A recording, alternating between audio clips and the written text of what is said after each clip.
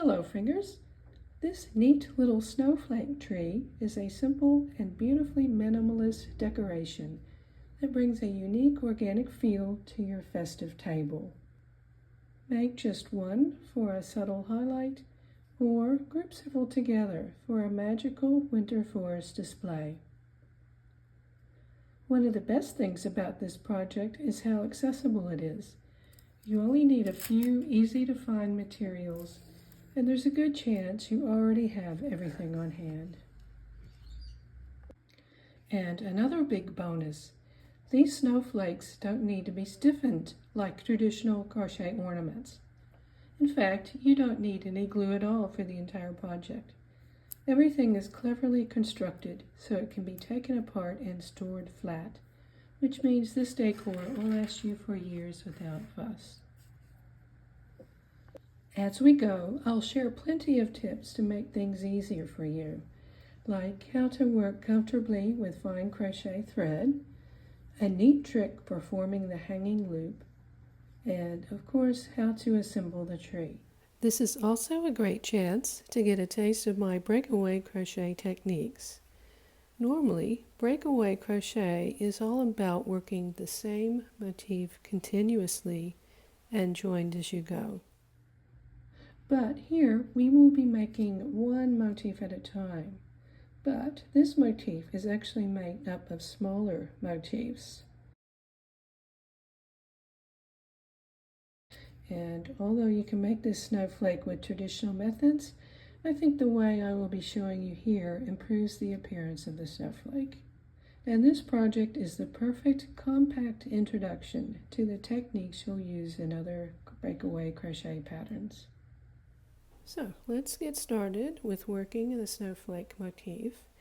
But before we get right into it, I'd just like to note that I am using a thicker yarn for this tutorial than is specified for the actual snowflake. So this is what I'm using for the tutorial, and this is the actual size if you use the size 20 thread.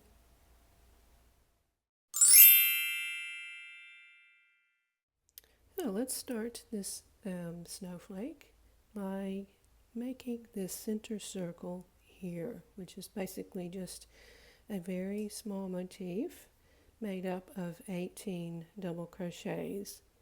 And to begin this center circle, I'm going to introduce you to a floating double crochet. A floating double crochet is a stitch used in breakaway crochet that enables you to work many motifs continuously. And although we don't really need to use it here in this particular instance, I'm showing it to you anyway, because I just think it kind of looks better. And you'll see what I mean once we get going here. Okay, so let's start that little center circle with a floating double crochet. To do that, make a yarn over, and now make a floating ring. To make a floating ring, do another yarn over and pinch the yarn close to the hook. Continue with another yarn over and draw the new yarn in with what you're already pinching, the 2 pinched loops. Do another yarn over and pull through the 2 loops you're pinching. And these 2 little loops here are the floating ring, and that's where we will be working all the stitches for the little center circle. Again, that replaces magic rings or chain stitches that you might usually do for a center of a motif. Okay, I'm just being careful that it doesn't flip over on me there. Alright, so let's make the double crochet part of this floating double crochet. So to do that, just yarn over, pull through 2, yarn over, pull through 2, and this whole thing here is made our floating double crochet. Again, this counts as the center ring of the motif and the first double crochet of the center circle. Continue with 17 more double crochets through the floating ring. And just find those 2 loops there to go through, work your double crochets, and I'll just continue that until I get all 18 double crochets done.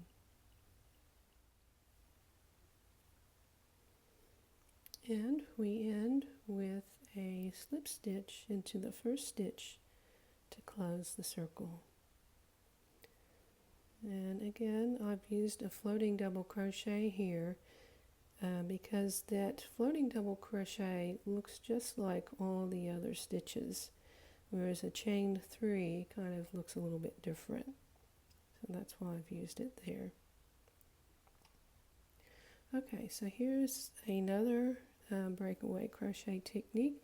Again, we don't really need to do it in this project, but I might as well show you in this little bite-sized project, and that gives you a heads up for things that come later on. Okay, so let me orient you as to where we are.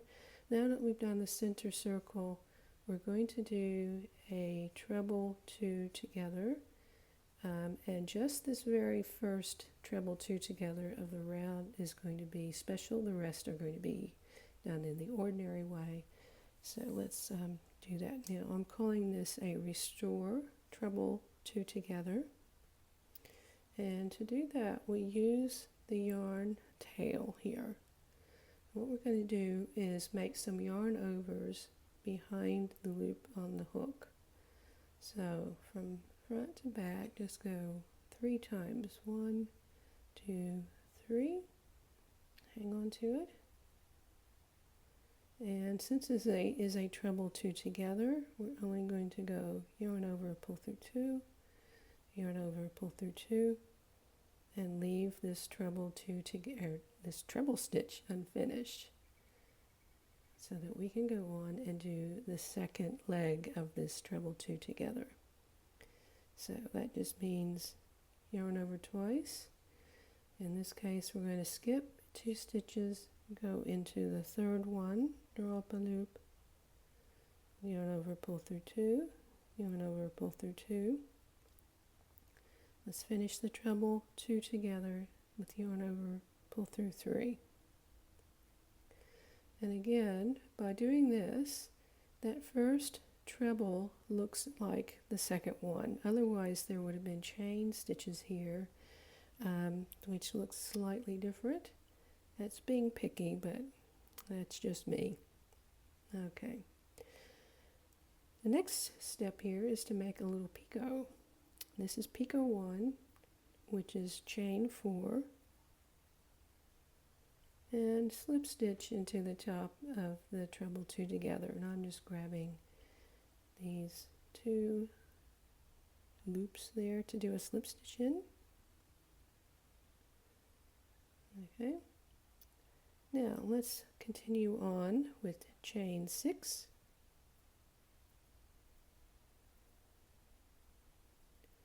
And let me show you where we are now. So we're beginning to make what I'm calling a clover motif. Okay, so as you can see, we've got some stitches here that are worked into another ring. So that little ring there is called a floating slip stitch, and I'll show you how to do that in just a sec. And something also with this clover motif is I've got a little extra added bit here. This is a little group of stitches that will be used for the frame holder. So we're going to shove some toothpicks through there to make the frame for the snowflake. Those are all worked on top of this part of the clover here. Okay. So, and I'll also say that because this project wants you to work with very thin crochet thread, we can use a little tool here to make the floating rings a little bit easier. Okay, so I'll just go through this and show you how to make a floating slip stitch using a little bit of scrap yarn. Okay, so start again with the yarn over and grab your scrap yarn, and I just like to kind of wrap it around my finger. Really, you just need a loop, but wrapping around the finger makes it a little bit more stable.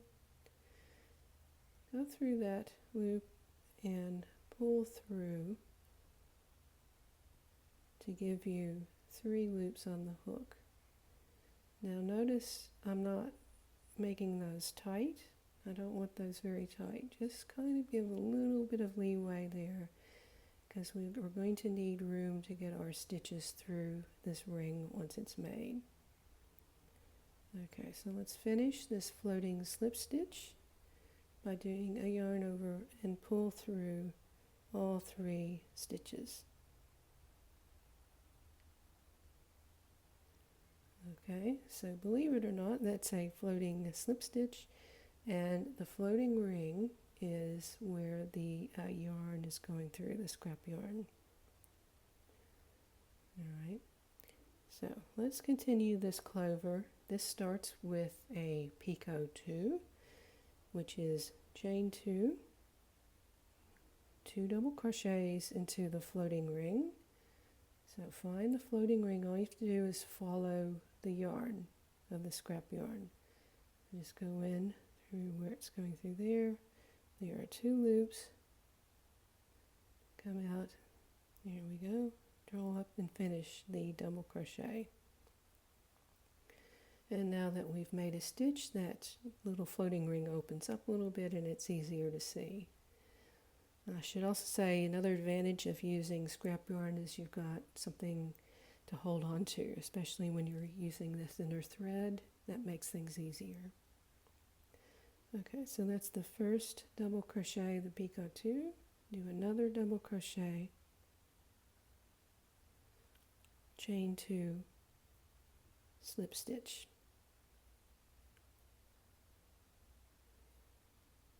Okay. Continue with chain 2, double crochet again into the floating ring. And now let's make that little group of stitches that are going to hold the frame. That begins with chain 3, work a double crochet in the top of the last double crochet we've made.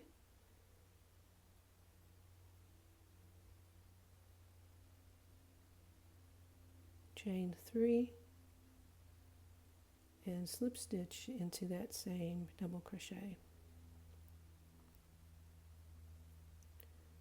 Okay, so there's our frame holder made there. Let's come back down to the clover. Finish this little picot 2 with another double crochet into the floating ring. Chain 2, slip stitch, and one more picot 2 worked into the center or the floating ring. It's chain 2, 2 double crochets, chain 2, and slip stitch. And I should also say, try not to go through the scrap yarn or it'll get caught, because we need to take that out cleanly. Alright, so which I'm going to do now is pull that out for next time. And there is our clover with the frame holder on top there. Alright, so this little section continues with chain 6. And now we're coming back to the center circle. Make sure nothing's twisted. And we're working our treble 2 together. And now that we've made one, the second one starts in the same space as the last leg of the previous treble 2 together. Skip 2, do the second leg, finish it off, picot 1,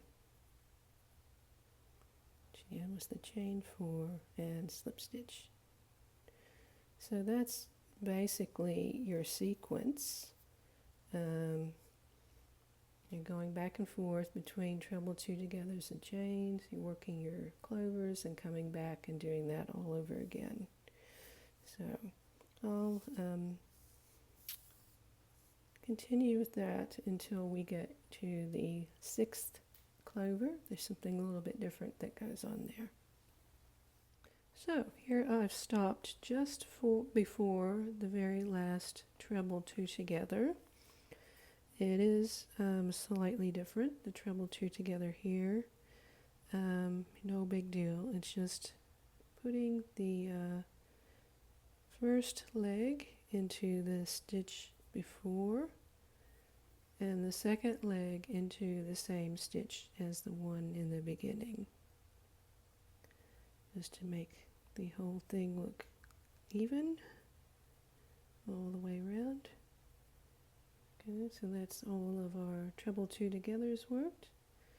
Don't forget the picot 1. Can't tell you how many times I forget to do the picot 1. But got it this time. Okay, I'll give you another quick review of how to do the clover. But first, chain 6. And let's make our floating slip stitch to work the clover stitches into. And that's starting with the yarn over. Get your scrap yarn. Go through the scrap yarn and draw through a loop.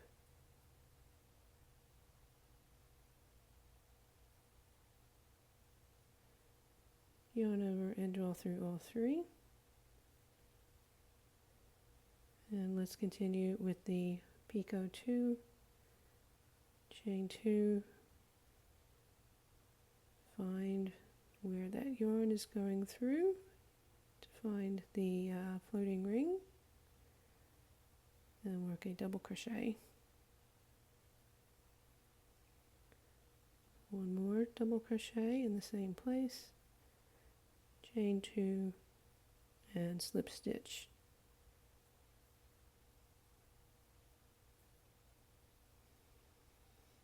Alright, now we're going to continue in the same way with chain 2, double crochet, and we're just going to now just start the frame holder. So that means just do chain 3, go ahead and do the double crochet into the top of the last double crochet. I'm going to take the scrap yarn out for now to make this next technique easier to see. So what we're going to do now is to make the hanging loop. Alright, so we're doing all this in one hit. I do that so that you don't have to tie another bit of yarn on later on. That's just extra ends. I know it's only 2, but why not try to avoid them if we can? Okay, so to make the hanging loop, do a yarn over, grab the yarn, and we're going to kind of pull down a ways here, do another yarn over, and pull that through the 2 loops on the hook. Here's the hanging loop, but it's not quite big enough right now, but the good news is we can pull until it's about 3 inches or so long. That's a good length for hanging in our Christmas tree. And now let's finish the frame holder. Just tighten that up a little bit, do our chain 3. Now that we've done the chain 3, that secures the hanging loop. Let's shove that out of the way. Slip stitch into the double crochet.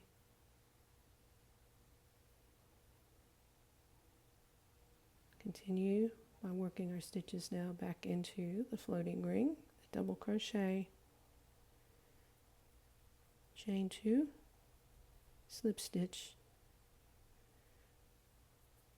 and one more picot 2, chain 2, 2 double crochet,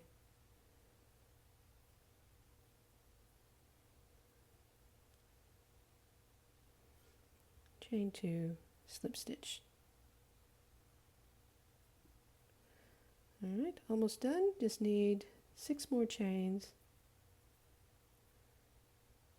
And we finish up. Just look for the very first yarn tail. That's another quirk about breakaway crochet. The last stitch, 99% of the time, is where the yarn tail is. So let's do a slip stitch. We're going to do that in the kind of the top of the treble 2 together, just underneath the picot. And that's it. We can fasten off. And aside from dealing with the original 2 yarn tails, that is our snowflake done.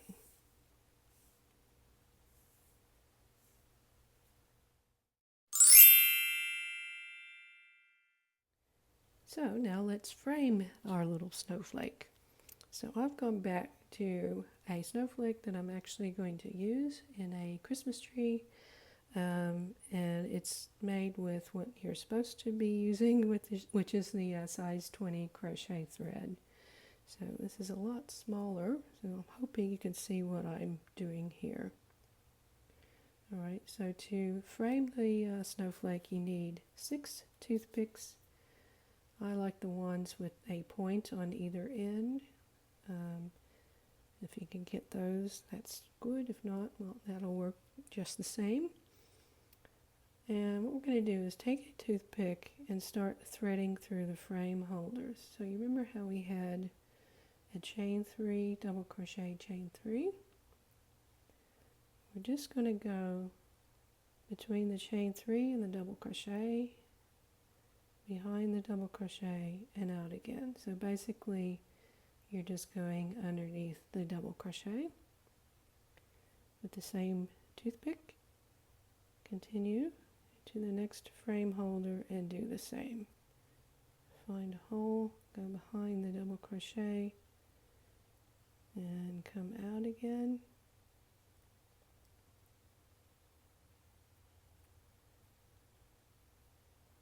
There we go. So 2 frame holders on the 1 toothpick. Now take another toothpick and go through the same frame holder, and this is going to be a lot more snug, which is what we want, because when things are tight, that's going to help things keep its shape. So there, got it through. Sometimes you got to twist them and push it on through, and continue to the next frame holder and do the same thing. That one was easier. Okay, and just continue along in that manner. And I like to do each new toothpick, I like it to overlap the previous one. So try to be consistent in that way. So that's over the top of the previous one and through the next frame holder.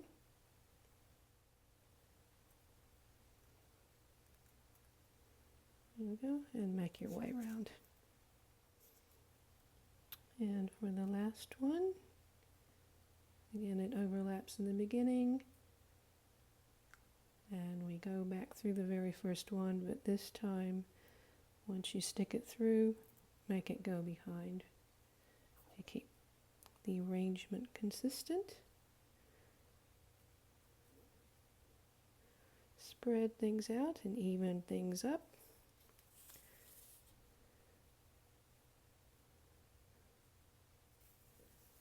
And there's our snowflake all ready for the Christmas tree.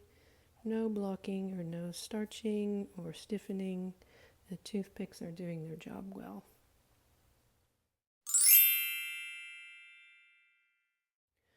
Now let's build the Christmas tree. For the Christmas tree, you're going to need some bamboo skewers. You'll need 3 longer ones and 3 shorter ones. These are about 25 centimeters long, or 10 inches, I think is the conversion. And the shorter ones are about 15 centimeters long. If you don't want to buy shorter ones separately, you can of course always cut the longer ones to length, and that's easy to do with some nice old scissors that you don't use for sewing, or if you've got some pliers that can clip the bamboo, it's quite easy to do. And you will also need some clear headbands, these little tiny headbands, or I think loom bands would probably work too, although I haven't used those. So if you try that, let me know how you get on with it. So I'm using clear just so that they're not seen. If you can't get them, at least try to get a color that, looks good for Christmas. All right, so to start, we take our 3 shorter bamboos, skewers, and we're going to make a triangle that forms the base of the Christmas tree. And we secure those with our hair bands. So we're just really taking each corner of the triangle, wrapping a loom band around, 4 or so times. Separate those out. Let's do another skewer here.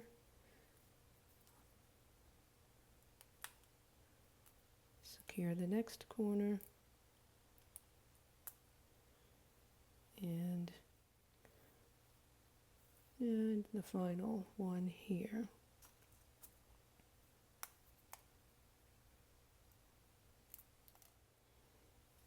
There we go.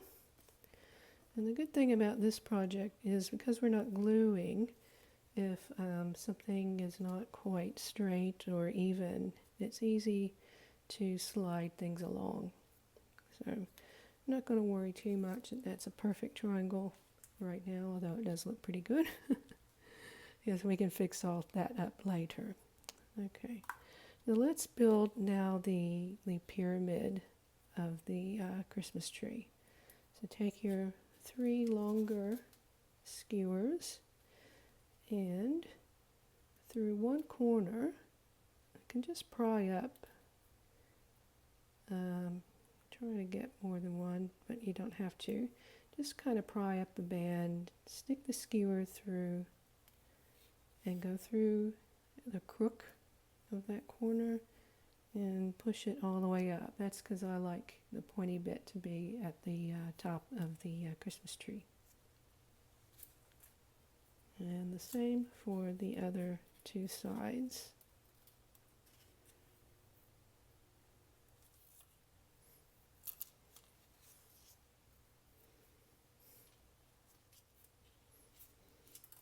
Okay, so you push them through. I'll leave maybe an inch or so. That's going to be how high it will be off your surface. All right, now let's put this over.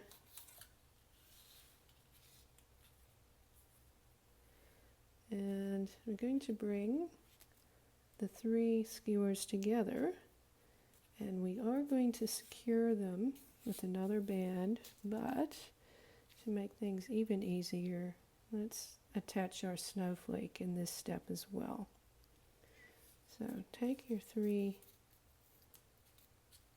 skewers that will be at the top of the Christmas tree, kind of get the hanger to go in the middle there somehow.